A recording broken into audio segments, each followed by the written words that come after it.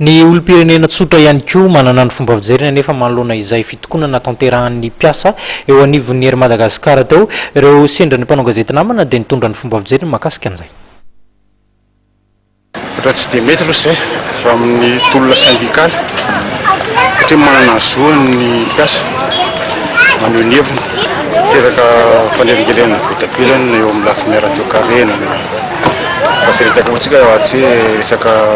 touriste hita hoe manelingelona bio principe aloha raha ohatra ka maso mijery fotsiny sy malala journatiny tsy mety dia ny olona tsy tokony roahana fotsiny zao sy lalàna raha zany démocratie zany sy hoe tsy afaka manao zany anao raha mitabataba eo dia misy mandroaka. Manao na fijerino fetraka azy amin'ny resaka radio carena amin'ny resaka fanidinany avion mety ho velongelina io sarotra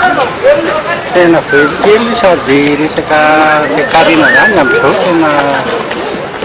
za mandraraha fa tena sahirana. Qu'est-ce que l'urmadu zany